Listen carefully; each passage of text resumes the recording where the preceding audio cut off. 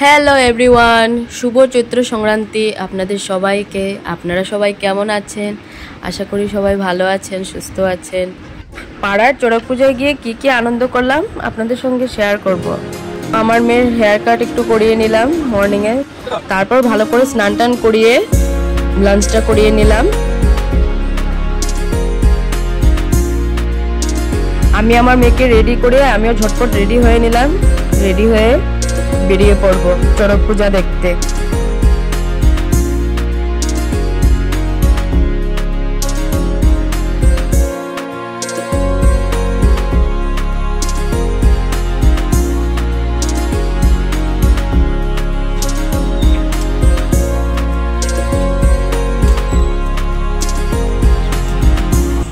আমি রেডি হয়ে বেরিয়ে পড়লাম, আমার আগে শ্রীনিধি রেডি হয়ে বেরিয়ে পড়েছে। আর এখন আমরা অপেক্ষা করছি গণেশের। ওই দেখুন গণেশ চলে আসছে টুকটুক করে, আমাদের হিরো গণেশ বাবু। তো আমার আজ পার্টনার হলো, ঘোড়ার পার্টনার হলো আমাদের গণেশ। ওর ভালো নাম রণবীর। আমরা বাড়ির লোকেরা ওকে আদর করে গণেশ বলে ডাকি। ও গণেশের মতো দেখতে, তো তাই। এই দেখুন আমরা চলে এসেছি মাঠে, যেখানে চড়ক পুজোটা হয়। আমাদের এখানে অনেক জায়গাতেই পুজোটা হয়, কিন্তু আমি আমাদের পাড়ার পুজোটাই দেখতে এলাম। আমাদের বাড়ির কাছাকাছি তো, তাই বাচ্চা কাচ্চা নিয়ে আসবো, সেই জন্য পাড়ার পুজোটাই দেখতে এলাম।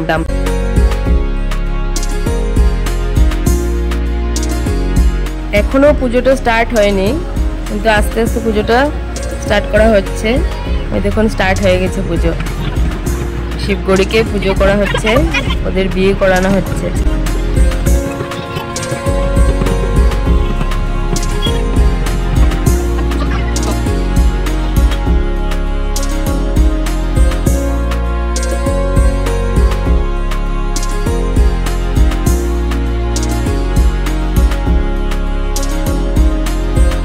ভিতরে অনেক ভিড় বলে আমরা আর ভিতরে যাইনি, আর ভিতর থেকে ভালো করে দেখাও যাবে না, সেই জন্য আমরা দূর থেকেই দেখছিলাম। ভালো করে দূর থেকেই ভালো স্পষ্ট করে দেখা যাচ্ছিল।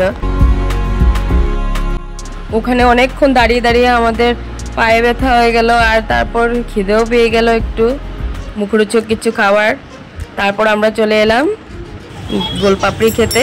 আমি ফুচকা আমার খুব প্রিয়। এই দেখুন কৃষ্ণকান্ত সিনহার একটা ক্লিপ নিয়ে নিলাম আমরা যখন গেছিলাম তখন একদমই ফাঁকা ছিল, কিন্তু আস্তে আস্তে একদম খুব ভিড় জমা হয়ে গেল। কৃষ্ণকান্ত সিনহার সঙ্গে দাঁড়িয়ে ফুচকা খেলাম, বাট ওটা ক্লিপটা নেওয়া হলো না।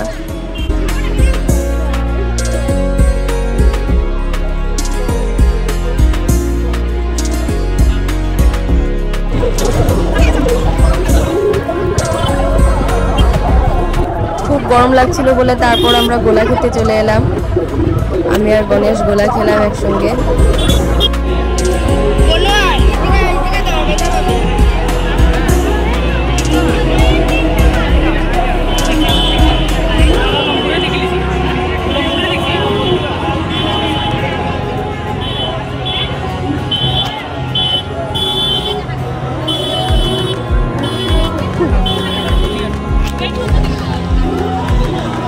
তারপর ভিড়টা খুব বেড়ে যাচ্ছিল, সেই জন্য আমরা বাড়িতে চলে এলাম।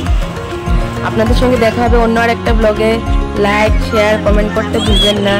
Thank you for watching. Bye, keep supporting me. Thank you. Bye by.